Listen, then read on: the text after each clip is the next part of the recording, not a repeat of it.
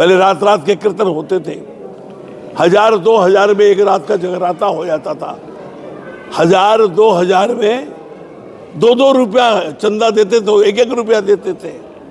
आज आपने दोष लगा दिया, आज पंडाल बनते 5-5 लाख के। कौन बनवा रहा है? आप बनवा रहे हो।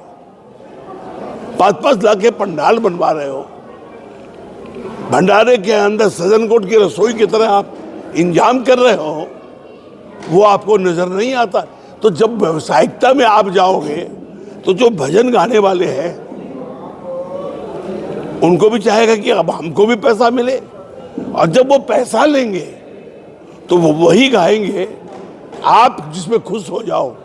वो आत्मरंजन के लिए नहीं गाएंगे, वो मनोरंजन के लिए गाएंगे। लिखने वाले भी मनोरंजन का ही लिखेंगे, आत्मरंजन के बारे में नहीं लिखेंगे। कोई सुनने वाले कितने हैं?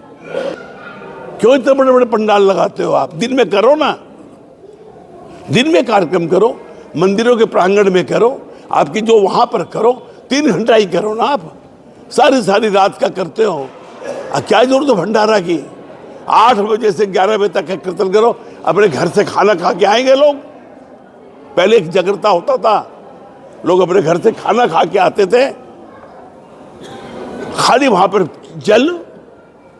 जल की व्यवस्था होती थी और थोड़े से बिस्कुट रख दिए जाते थे कि भाई किसी को हो या किसी को चाय की आदत तो चाय पी ले, बिस्कुट खा ले, पानी पी ले। एक जगह बाहर रखा जाता था।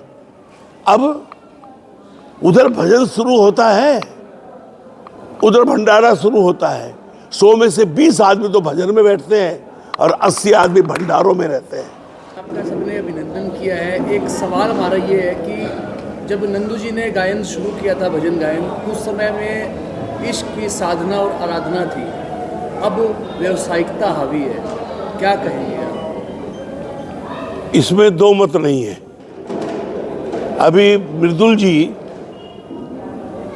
2 तारीख को मेरा समालखा हरियाणा में कीर्तन था, 3 को मैं नांगलोई में था, 3 तारीख से भागवत शुरू हुई है। वो आए और वो वही वायरल हो रही है वो चीज। तो आके उन्होंने एक ही बात कही कि नंदू जी मेरी 75 साल की उम्र हो गई, अब ये जो मैं कीर्तन करने जा रहा हूँ, जगह जगह जाता हूँ, फॉर व्हाट? बच्चे मेरे कमा रहे हैं, मैं जानता हूँ, उपदेश देता हूँ, तो उपदेश से पेट नहीं भरता, उपदेश से पेट नहीं भरता। अब बिन पानी फूल नहीं खिलता। उपदेश दे पर पंडित बहुत है, उपदेश देने के लिए पंडितों की कमी नहीं है, उपदेशों पर चलने वालों की कमी है। कहने को तो बहुत कुछ है। धीरे धीरे व्यवसायीकरण हो गया। पहले रात रात के कीर्तन होते थे, 1000-2000 में एक रात का जगराता हो जाता था।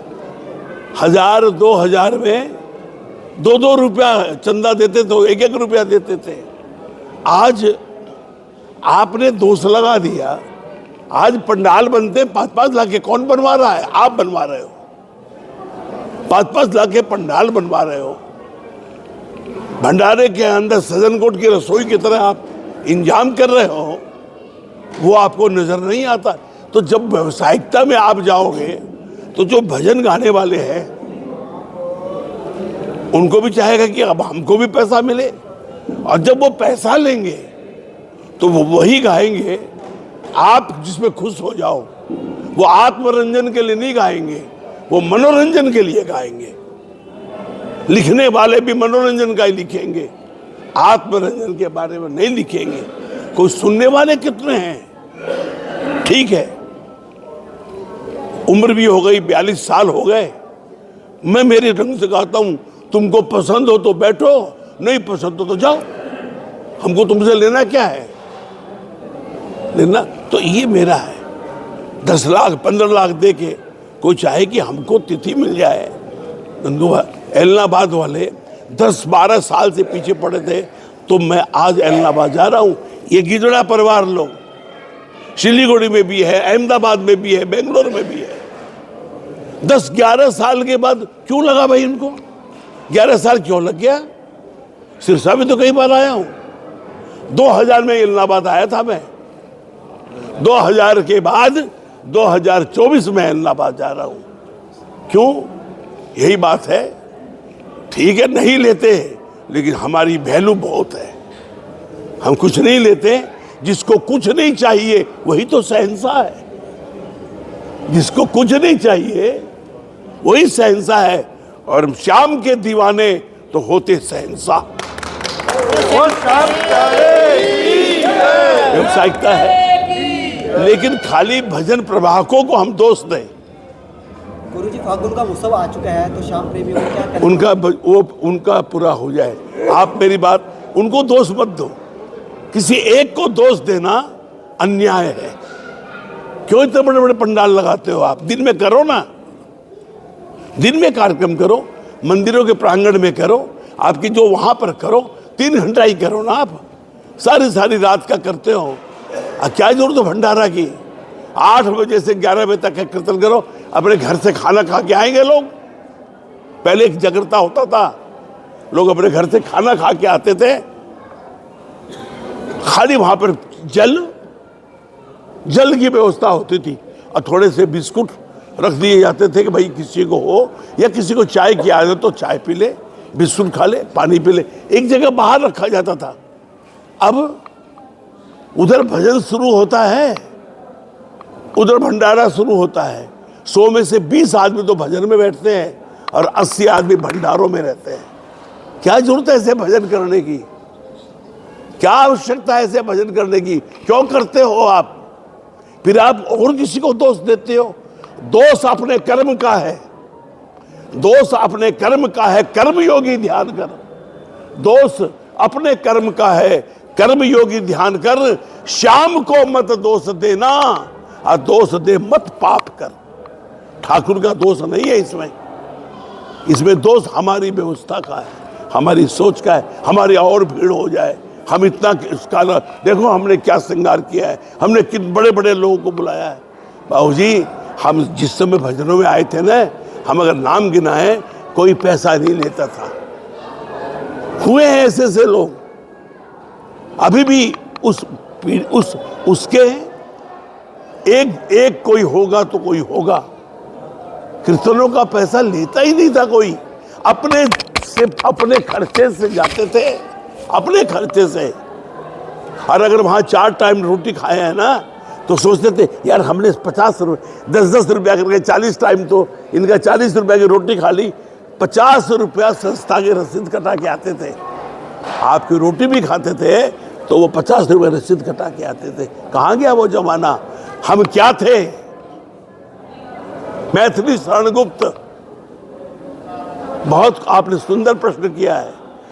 इस प्रश्न के द्वारा मैं कई प्रश्नों का जवाब दे रहा हूं।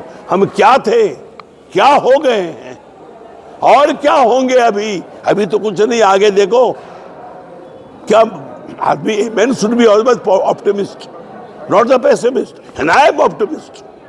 लेकिन जो मैं देख रहा हूं, मैथिली शरण गुप्त जी ने देखा हम क्या थे, हम क्या हो गए हैं और क्या होंगे अभी। आओ मिलकर अब विचारे ये समस्याएं सभी। थे सूर्यवंशी चंद्रवंशी, वीर थे कैसे बली, जो थे अकेले ही मचाते शत्रुतर में खलबली। आज क्या हो गया? सब बदल रहा है। इसलिए बदल रहा है कि आपस का जो अपनापन था वो खत्म हो रहा है। फॉर्मेलिटी आ रही है हमारे बीच में, अपनापन खत्म हो गया। अरे वहाँ यहाँ जाना पड़ा, नहीं जाएंगे तो नाराज हो जाएंगे। अरे तुम्हारा दायित्व है वहां जाना, उनकी नाराजगी के लिए जा रहे हो? तो ये सब क्या है? तो चलिए आपकी बात का जवाब दिया। मेरे को जितनी अक्ल है उतनी जवाब दिया। लेकिन ये व्यवसाय नहीं है। भगवान का भजन करना ये व्यवसायिकता नहीं है। ये तो आध्यात्मिक चेतना का मार्ग है, ये कोई व्यापार नहीं है। फिर भी लोगों को इस प्रकार से लुभा दिया गया कि आज लोग छोटे छोटे बच्चे, 15-15 साल के बच्चे, 12-12 साल के बच्चे भजन गाने में। क्यों? कि भजन गाओ, कुछ नहीं भी होगा। अगर 5,000 भी मिलेगा और 10 कीर्तन भी कर लोगे तो 50,000। बाबूजी, पढ़ लिख करके 50,000 की नौकरी नहीं मिलती। CA कर लो, MBA कर लो, 50,000 की नौकरी नहीं मिलती, और वो 10 साल का लड़का 50,000 का, माँ बाप भी कहते अरे बाप बेटा, वही गाते गाते थोड़ा सा उसको अच्छा लगा, लोगों को बुलाने लगे, अब नहीं आएंगे जी 1 लाख रुपए लेंगे। अच्छा 1 लाख लोगे, अच्छा ये कुछ कम कर दे, अच्छा चलो 80,000 दे देना। मतलब वो ये हो रहा है, ऐसा है। अब एक युग का अंत हो जाएगा, युग का एक युग जो हमने अपने पूर्वजों को देखा, हम उस पर कायम हैं। अब आज है, ये बच्चा है मेरा, आज है, ये है, बबली है पंजाब में, हैं लोग, ठीक है, जो खर्च हो वो तो वाजिब है, उसका मतलब नहीं है, जो वाजिब है, लेकिन नमक के बराबर लो ना यार। अब तो नमक में चावल डाल देते हैं, नमक ही नमक रहता है। चलिए छोड़ो, कोई बात नहीं, बोला, और मैं नहीं बोलूंगा तो कौन बोलेगा।